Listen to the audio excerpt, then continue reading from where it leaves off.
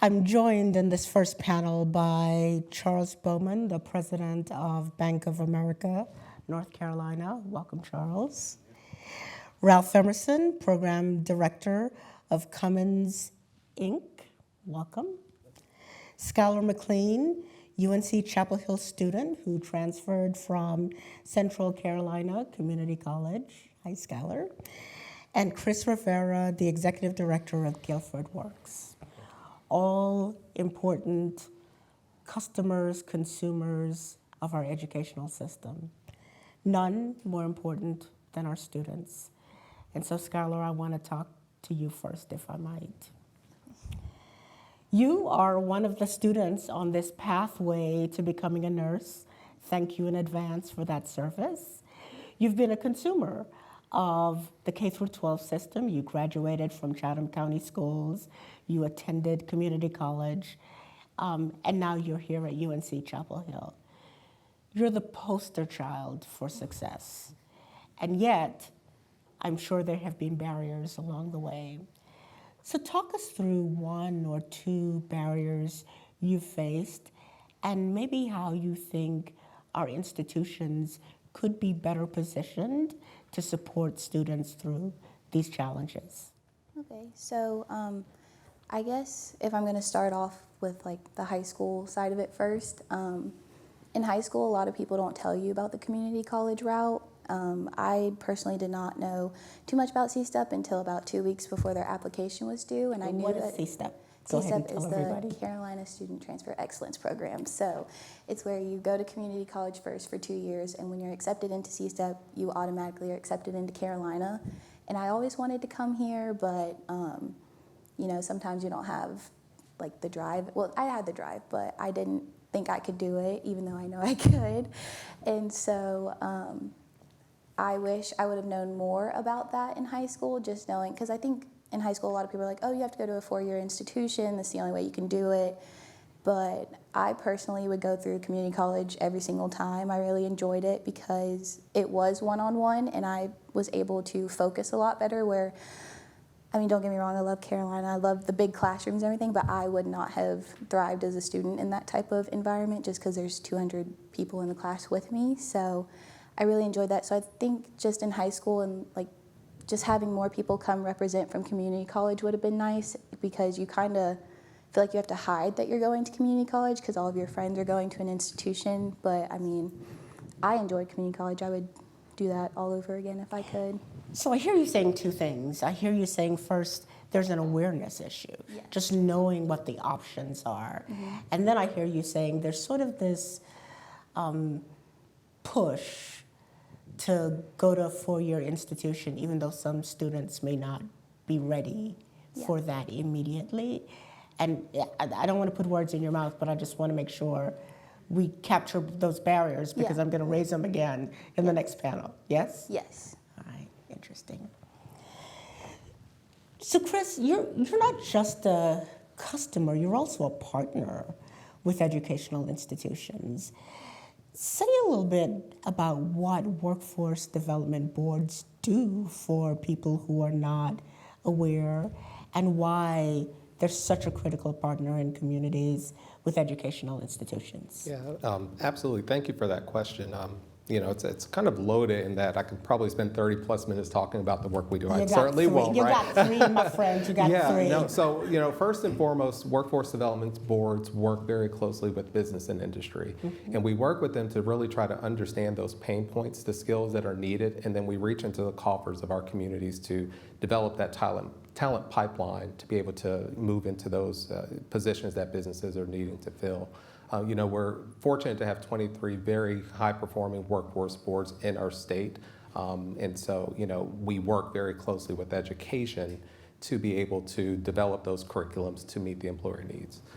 So you're a broker in some ways. We're a broker. Yeah, I love that word. I love the word. I love Skylar's story in that it reinforces the importance of the work that we at the local area do. So, you know, equally, if not more importantly, we work with residents who are looking to transition careers. They may be underemployed, unemployed, and we work very closely with them to put together these employment plans.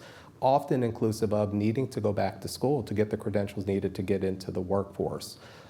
In Skylar's, position, we work very closely with K-12 systems, certainly with our community college partners, higher education institutions, to, put together those plans, help them understand how to, enter into these various careers and provide the resources that are needed. So where we talk about, individuals having these non-traditional ways to get into 2 or 4 year, institutions or not knowing which way they want to go, that's what systems like ours do, and providing the students the support and guidance and resources to mitigate barriers that they may experience, because life happens when you graduate high school. Yeah, indeed it does.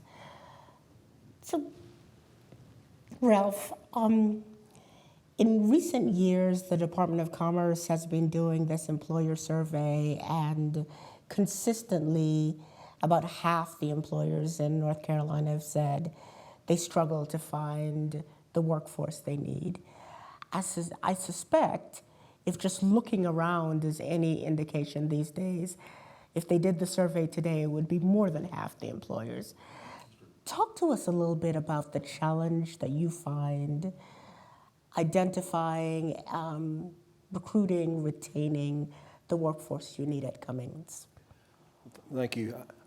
What we see is a lot of students, to Chris's point, that are going to 4-year colleges, and they really don't know, just like I didn't know when I was 17 or 18 years old what I wanted to do, but they don't know what they want to do. They don't know what careers are out there, and they hear manufacturing, for example, the industry I'm in, and they think it's just running machines, and they think about the manufacturing of yesteryear. Manufacturing today is very technical. It's robotics. It's Internet of Things. It's very collaborative. We've got cobots, so it's programming. And in a manufacturing plant of the size that we have 1,800 employees, so we have roles in finance. We have roles in supply chain logistics. We have roles in engineering, of course, maintenance, electrical, operations, quality. So there's a multitude of roles other than running machines. But even the machines that we are CNC machines, they have to be programmed. Yeah. And so that skill set, we've really raised the bar in regards to skill set that's required. And so we really try to target 2-year technical programs through the community college. And we work with the local community college, Nash Community College, Edgecombe Community College in our area. And then through the Workforce Board, STEP, Strategic Twin County Education Partnership. And we collaborate with them because there's a large diversity of roles and jobs at our plant as well as in our community. Let me ask you for a bit of clarification here, because I want to make sure that everybody, especially the leaders of our educational institutions, walk away knowing what the issue is.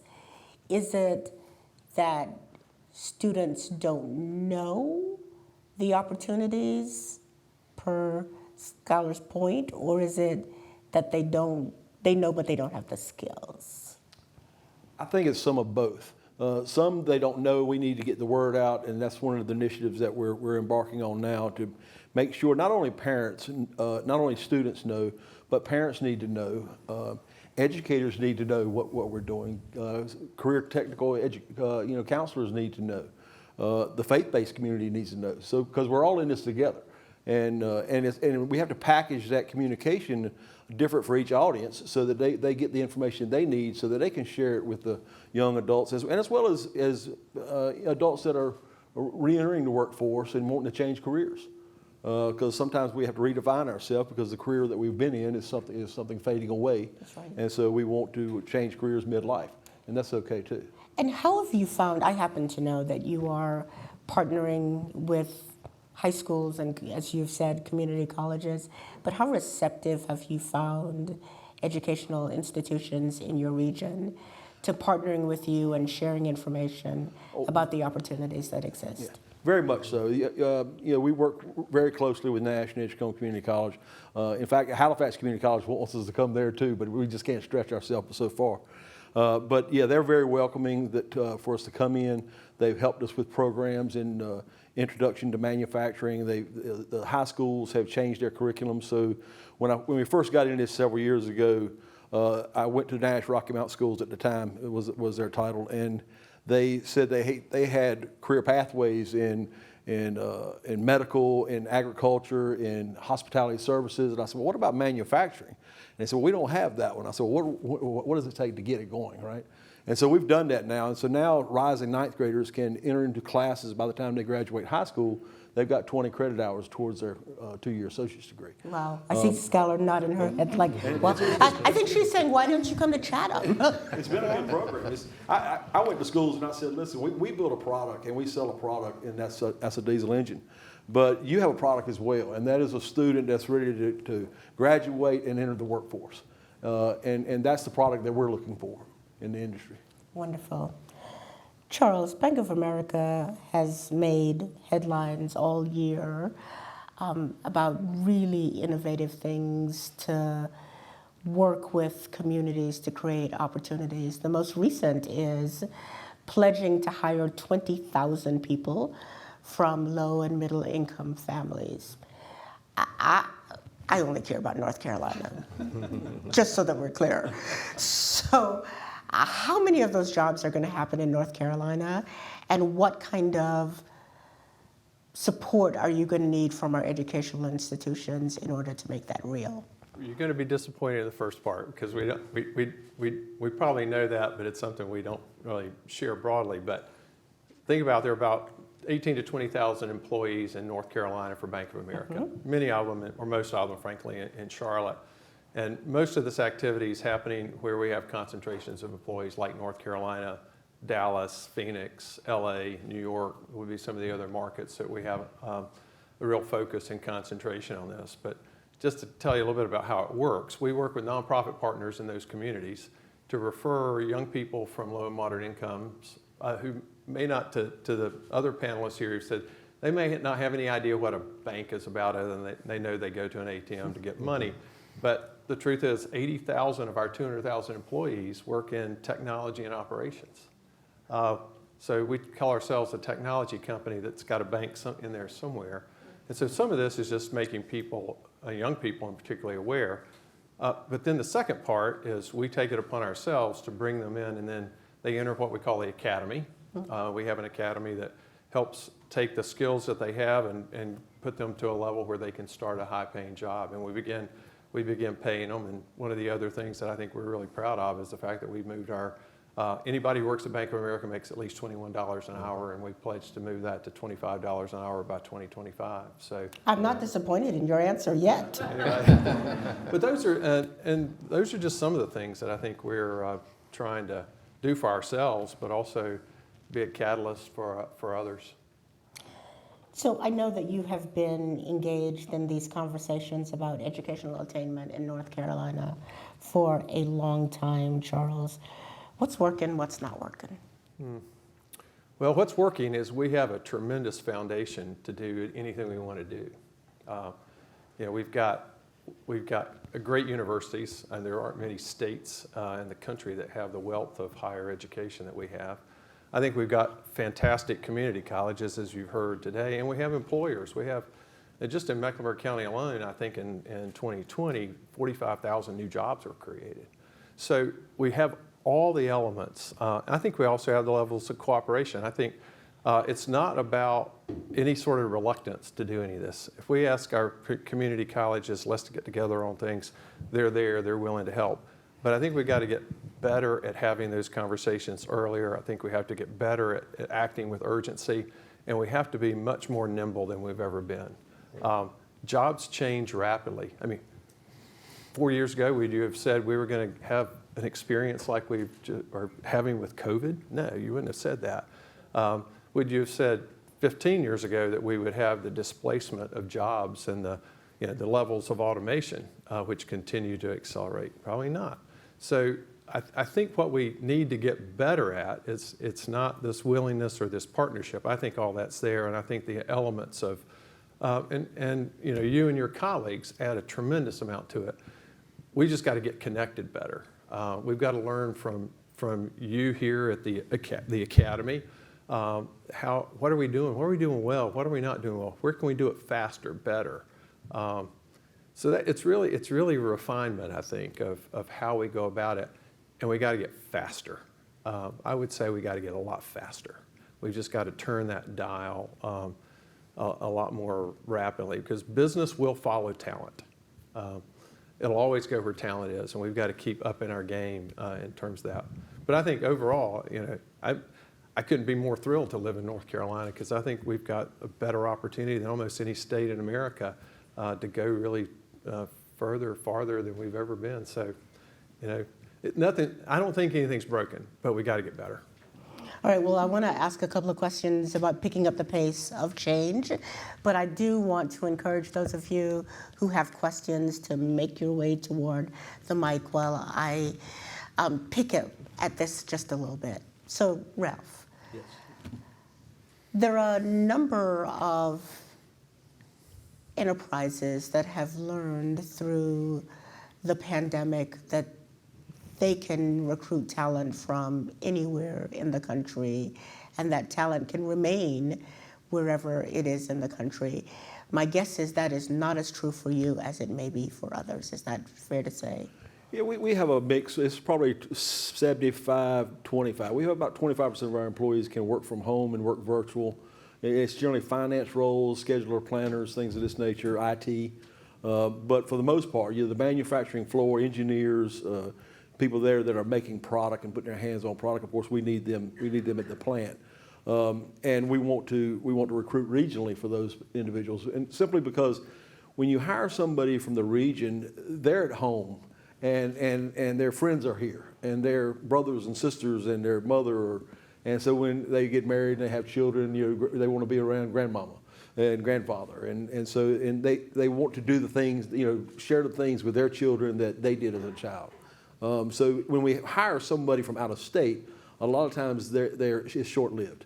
They may come to us for 2 years, 3 years, and then they get homesick, and they decide to move back home. And so Eastern North Carolina is where we prefer to recruit from. But anywhere in North Carolina or Virginia, I think that I could take people from Virginia, North Carolina, South Carolina, because they're all people that like to do the things that we have here in the great state of North Carolina. And but we use the mountains and the coast and the things like that to our recruiting advantage, because it's a beautiful state, and the weather is great as well. So, I don't know. I think our tourism group in North Carolina needs to get this group here on tap very quickly. Picking up on Charles' point about things changing, skills changing, we talked a lot about preparing students for the jobs that you have, but the skills will change as the technology changes. What does your partnership look like with educational institutions as you need to constantly reskill your workforce? well, we look for problem-solving skills, team-working skills. When you get somebody that's gone into a 2-year program, the first thing it tells me is this person has drive and initiative, and they've got a discipline about themselves to go to school and to further their education. And that's the kind of people you want. You want people that are going to be engaged, that are willing to take on challenges and challenge themselves. But yeah, our equipment's got to be flexible. We've got to be able to change rapidly, because the technology now, it used to change every 10, 15 years, but now it's changing every 2 or 3. Yeah. And students now in middle school, they don't need to be looking at what is the demand today. They need to know what is the demand 7 years from now. What is the job going to be in 2028? What's the job going to be in 2030? What's the technology that's going to be needed? And prepare themselves for that market. That way they can get in at the bottom of the curve instead of the top. You jump on the top of a curve in any kind of technology, it's only going to go down. That's right. And you want to get into the front end of the curve so you can grow with the industry. So Ralph, listening to you makes me want to turn to Chris to say, this has to be very hard in your job.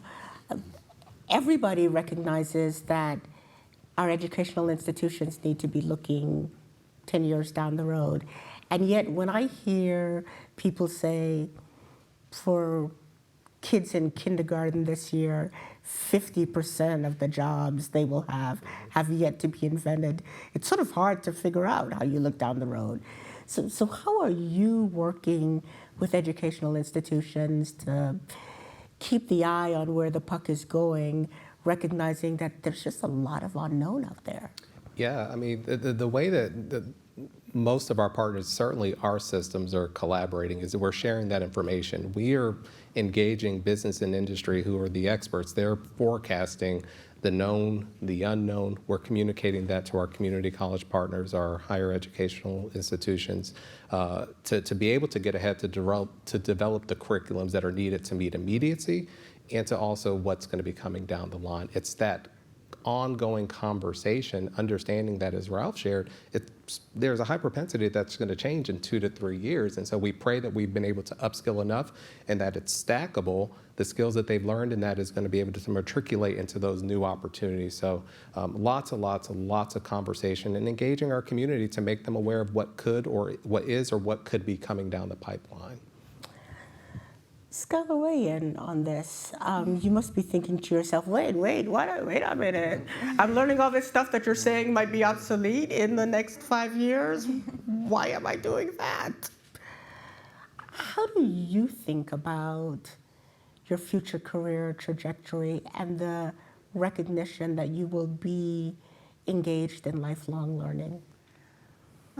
Well, I went into nursing now when all the nurses are leaving, and COVID hit them really hard, and they've been through a lot. And so we learn a lot about that in class, how we're going to be really needed then. And so, like he was saying, you need to know, because when I was in high school, I had no idea that at this time nobody was going to want to be in healthcare at the moment. Everything was going to be complicated. Nobody knew COVID was going to happen. And so I think what I'm learning now in this time is really going to help me in the future, just to go back and remember, okay, we really needed to know these things when, I don't know how to explain it, but COVID, even though it was unfortunate, it's making us more aware of what we're going to need to know in the future and how we're going to need to train people differently, because, education's changing. Doing school online was very hard. I actually finished my community college, my last year, and half of my first year here last year in my car because I didn't have internet. So, it's very hard. So I don't know if I answered your question properly, but I think education moving forward is going to be very important. Yes, you did answer my question. And I think everybody has spoken to the need for flexibility and resiliency. And certainly if COVID has done nothing, it has made us more resilient, or recognized how resilient we have to be when we need to be. So, but I wonder, you said this sort of offhand, but whether you could talk a little bit about remote learning and not just the access issue, which of course is first base, but overall, what was that experience like for you, and what advice would you offer to institutions that find themselves in the future wanting to expand their reach by doing more online learning? Talk a little bit about the upsides and the downsides, and be honest. Okay. So I live in Pittsburgh. I only live 10 minutes away from the Circle, but I guess where I live, it's a dead section, so there's no internet that comes out there.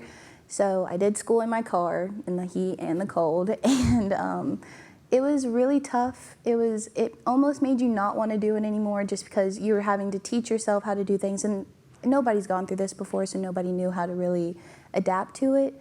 And so even talking to some of my friends now, yes, the convenience of online school is nice because you can just get up and go to school, but nobody enjoyed it because nobody felt like they actually learned anything from it. We were just kind of going through the motions.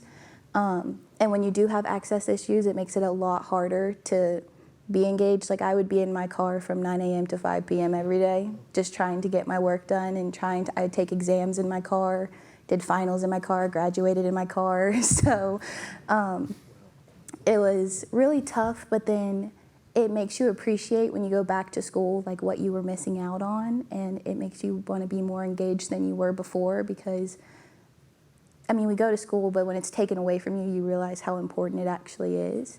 And so the only good thing, I do like the Zoom online meetings, because I could just click in there if I had a question, and then leave and go out, and I could be eating my lunch in my car, and it was really convenient in that way, but it was really tough, and I wouldn't want to do that again. It's not for me, but everybody handled it the best that they could. Will, did we have anyone with questions? Yes. Do you want to?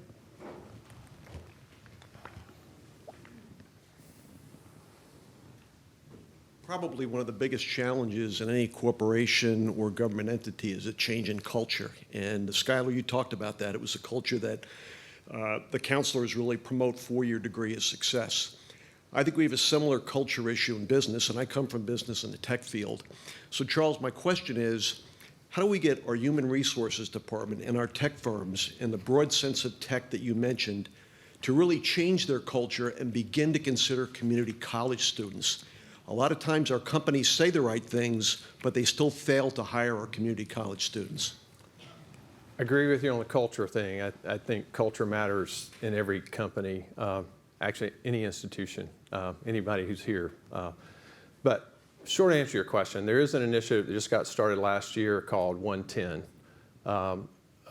50, 60 large corporations across the country, I think there are another 50 or 60 about to join, pledged that they would hire 1 million African-American young people in the next 10 years. So that's the 110, 1 million in 10 years. One of the first things they're doing is going to employers and saying, we need to rethink and reclassify some of the jobs that we say our requirement is a 4-year degree, don't need a 4-year degree. You look at the skills, what are the skills that are actually needed to do the work? So we're reclassifying jobs and saying, if somebody's got the skills, but it doesn't stop there. I think that's the other thing. It's not just pulling people in and say, well, you've got, maybe you don't have you have high school education, maybe you have a two-year degree, but we're also going to keep training you, or we're going to give you opportunities. We're going to give you tuition reimbursement so you can continue this idea or requirement. Really, it's not an idea of ongoing learning.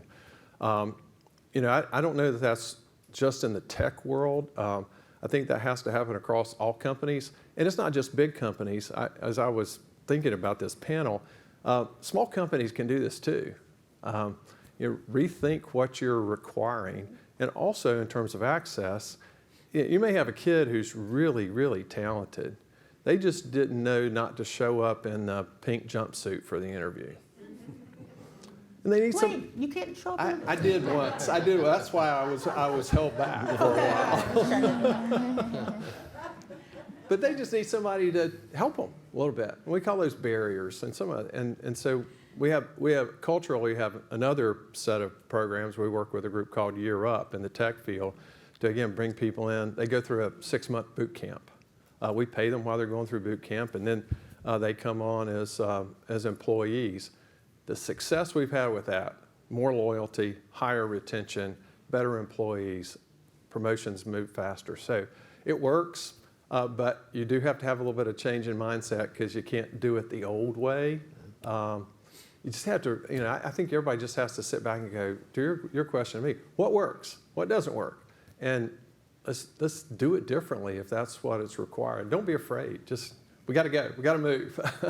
But I do think you're exactly right. The cultures and if you're in human resources, all due respect to my human resources colleagues, you got to kind of rethink how you hire, train, and retain as well.